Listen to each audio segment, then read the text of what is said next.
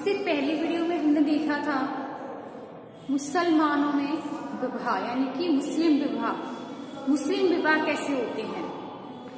तो उसमें हमने बताया था कि मुस्लिम विवाह को हम निकाह कह सकते हैं। और आज की वीडियो में हम देख रहे हैं कि मुस्लिम विवाह में विवाह विच्छेद किस प्रकार होता है और हिंदू और मुस्लिम विवाहों में क्या अंतर होता है।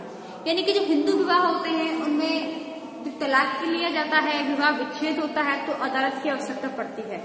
परंतु जो मुस्लिम विवाह विच्छेद होते हैं ये दो तरीके से होते हैं। एक तो बिना अदालत की सहायता से भी हो सकते हैं और अदालत की सहायता से भी हो सकते हैं। जो मुस्लिम विवाह विच्छेद होते हैं दो तरीके से होते हैं, बिना अदालत की सहायता से और अदालत की सहायता से। बिना अदालत की सहायता से जब पति बालिग हो यानी कि 15 वर्ष से अधिक उसकी उम्र है, नपुंसक नहीं है, पागल नहीं है, नशे में नहीं है, तो ऐसी अवस्था में यदि वह अपने मुंह से 3 बार अपनी पत्नी को तलाक तलाक तलाक बोलता है तो ऐसी स्थिति में मुस्लिम विवाह विच्छेद हो जाता है। तो इसमें सबसे पहले आता है तलाक, यानी कि तलाक में वो 3 बार तलाक तलाक तलाक शब्द का यूज करता है और पति पत्नी में आपस में तलाक हो जाता है। ये भी 3 प्रकार से होता है, यानी कि तलाक के अहसन, यानी कि इसमें पति अपनी पत्नी को मासिक धर्म के समय में अपनी पत्नी से 3 बार तलाक शब्द बोलता है और पत्नी इद्दत की अवधि यानी कि 4 मासिक धर्मों के बीच की अवधि, यानी कि 4 मासिक धर्म से 3 महीने का जो अंतर रहता है वो अवधि इद्दत की अवधि कहलाती है। और इस अवधि तक पत्नी अपने पति के साथ तो रहती है परंतु पति पत्नी के बीच में सहवास नहीं होता है। और अगर इस बीच में पति पत्नी के बीच में सहवास नहीं होता है और अगर इस बीच में अगर स्त्री प्रेग्नेंट हो जाती है तो इसका भी पता चल जाता है प्रेग्नेंट नहीं होती है। और अगर उन दोनों के बीच में कोई समझौता नहीं होता है तो वह तलाक मान लिया जाता है। अगला है तलाक अहसन। तलाक हसन यानी कि जो मासिक धर्म चलता है उस टाइम पर ही पति अपनी पत्नी से तलाक शब्द यूज कर लेता है और उस तलाक हसन में या तो अपनी पत्नी का मौजूद होना आवश्यक है, यानी कि पत्नी के सामने ही वो तलाक शब्द का यूज करे, या किसी गवाह का होना अति आवश्यक है जिसके सामने वह तलाक शब्द कहकर अपनी पत्नी से तलाक ले लेता है। और तलाक हसन में भी इद्दत की अवधि का ध्यान रखा जाता है। तलाक उल इद्दत यानी कि इस प्रकार के विवाह विच्छेद में जो मुस्लिम पति होता है वो अपनी पत्नी से तलाक ले सकता है और इसमें भी अगर वह इद्दत की अवधि तक अपनी पत्नी के साथ में रहना चाहता तो रह सकता है। अगर वह प्रेग्नेंट नहीं है तो वह तलाक मान लिया जाता है। दूसरा है इला। दूसरा विवाह विच्छेद है इला तरीके से, यानी कि इसमें पति खुदा की कसम खाकर यह घोषणा करता है कि 4 माह या इससे भी अधिक समय तक वह अपनी पत्नी के साथ सहवास नहीं करेगा और इस अवधि तक अगर वह सहवास नहीं करता है तो उन दोनों के बीच में तलाक मान लिया जाता है, यानी कि विवाह विच्छेद हो जाता है। दूसरा है जिहर। दूसरा विवाह विच्छेद है जिहर, यानी कि जब पति अपनी पत्नी की तुलना किसी ऐसे संबंधी से करे जिनसे विवाह निषेध है, जैसे वह कहे कि तुम तो मेरी माँ के समान हो, तो पत्नी पति को प्रायश्चित करने के लिए कह सकती है। और यदि अगर पति ऐसा नहीं करता है, प्रायश्चित नहीं करता है, तो पत्नी अदालत से तलाक की मांग कर सकती है और अदालत ऐसी स्थिति में फिर तलाक भी स्वीकार कर लेती है। यानी कि पति जब उस पत्नी को अपनी माँ की समान दे देता है, माँ की महिमा बता देता है, तो पत्नी या तो कहती है कि या तो तुम प्रायश्चित करो या फिर मुझे तलाक दो। तो अगर वो प्रायश्चित कर लेता तो ठीक है, प्रायश्चित नहीं करता है तो वह अदालत से तलाक की मांग कर सकती है। अगला आता है खुला। इस प्रकार के विवाह विच्छेद में पत्नी स्वयं अपने पति से कहती है कि अगर आप मुझे तलाक दे दो तो मैं इसकी क्षतिपूर्ति के बदले में जो आपने मुझे मेहर की रकम दी थी, मेहर की राशि दी थी, मैं आपको लौटा दूंगी। अगला आता है मुबारक।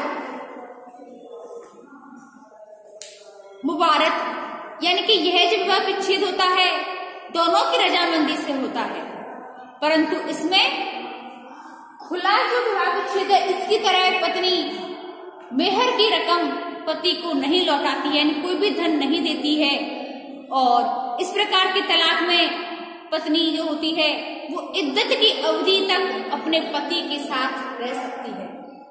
अगला है लियान। लियान विवाह विच्छेद यानी कि जो इस प्रकार का विवाह विच्छेद होता है इसमें पति अपनी पत्नी पर व्यभिचार का आरोप लगाता है, और यदि वे व्यभिचार का आरोप वापस ले लेता है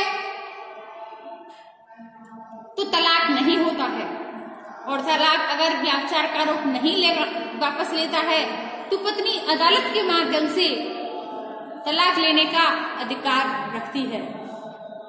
अगला है तलाक़े तफवीज। तलाक़े तफवीज यानी कि इसमें पत्नी अपने पति से तलाक की मांग करती है, और विवाह के समय जो पति द्वारा अधिकार दिए जाते हैं वो अधिकारों के आधार पर प्राप्त हो जाते हैं। अब आता है तलाक दूसरी प्रकार का, यानी कि अदालत के द्वारा जो तलाक किए जाते हैं, अदालत के द्वारा जो तलाक हो जाता है वो सबसे पहले आता है शरीयत अधिनियम के द्वारा।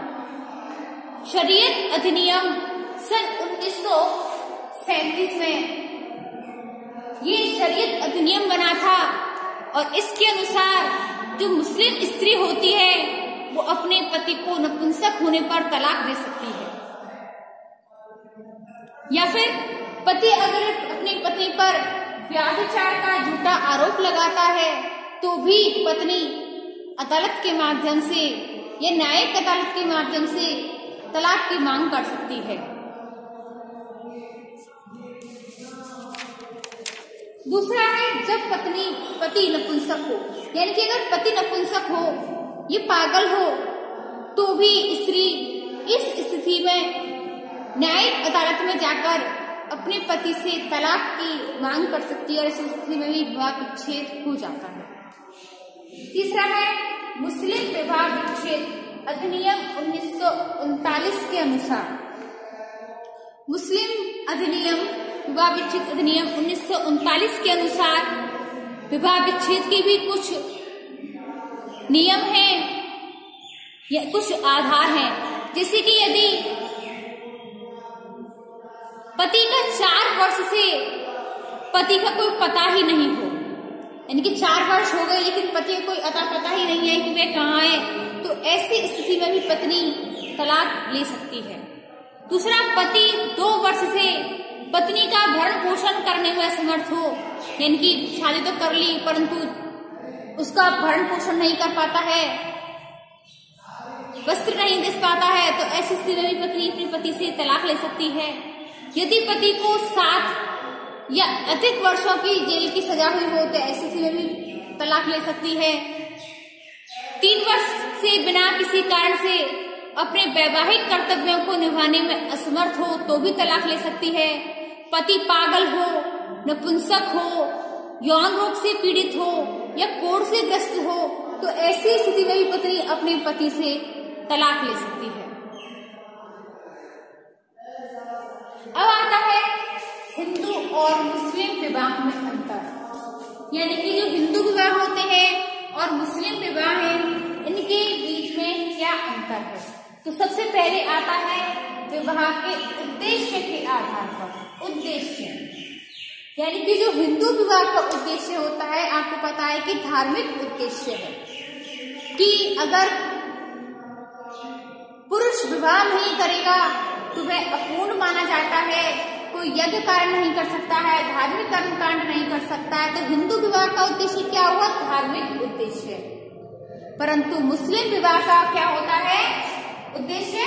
समझौता। तो हिंदू विवाह का उद्देश्य धार्मिक होता है और मुस्लिम विवाह का उद्देश्य होता है समझौता। तो ये इन दोनों में क्या हुआ अंतर।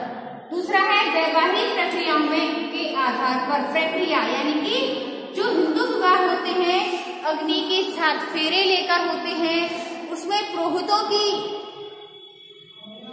उपस्थिति आवश्यक होती है, अग्नि साक्षी होती है। परंतु जो मुस्लिम विवाह होते हैं उनमें अग्नि साक्षी नहीं होती। उसमें हिंदू विवाह में पुरोहित होते हैं परंतु मुस्लिम विवाह में काजी होते हैं।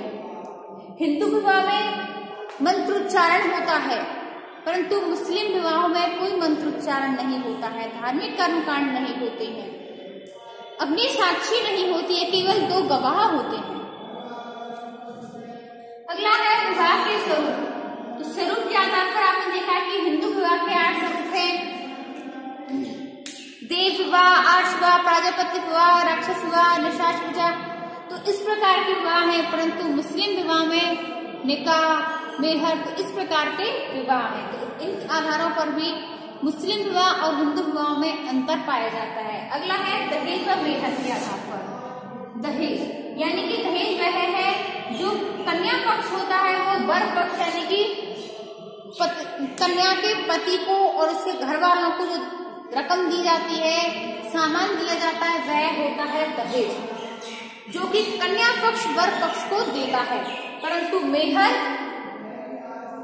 वर पक्ष केवल कन्या को ही देता है, यानी कि कन्या पक्ष को नहीं, कन्या के घर वालों को नहीं, बल्कि स्त्री को ही स्त्री धन दिया जाता है, वह होता है मेहर, जो कि विवाह से पूर्व या विवाह के समय या सहवास से पूर्व ही मेहर की रकम तय कर दी जाती है।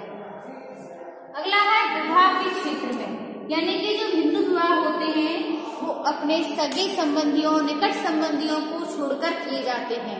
परंतु जो मुस्लिम विवाह होते हैं केवल अपने निकटतम सगे संबंधी, यानी कि सगे भाई बहन, चाची, मामी, बुआ, इनको छोड़कर के किए जाते हैं। यहाँ तक कि जो मुस्लिम विवाह होते हैं चचेरे भाई बहनों में हो जाते हैं, फुफेरे ममेरे भाई बहनों में भी हो जाते हैं। तो इस प्रकार के विवाह क्षेत्र में भी मुस्लिम विवाह और हिंदू विवाह में अंतर देखे जा सकते हैं। अगला है विवाह विच्छेद के आधार पर। विवाह विच्छेद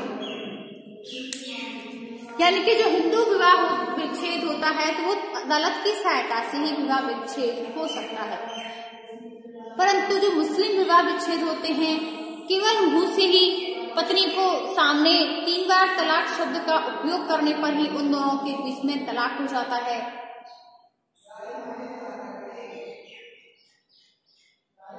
परंतु हिंदू विवाह में विच्छेद इस प्रकार से नहीं होता है, उसके लिए उनको न्यायिक प्रक्रिया भी करनी पड़ती है। अगला है विधवा विवाह। हिंदू विवाह में विधवा विवाह प्रचलित होता है परंतु मुस्लिम विवाह जो होते हैं उनमें विधवा विवाह का कोई प्रचलन नहीं है। अगला है स्थायित्व के आधार पर। जो हिंदू विवाह होते हैं वो स्थायी होते हैं, यानी कि स्थायी संबंध होता है उनमें। अस्थायी विवाह का उनमें कोई प्रावधान नहीं होता, जबकि मुसलमानों में एक कॉन्ट्रैक्ट होता है।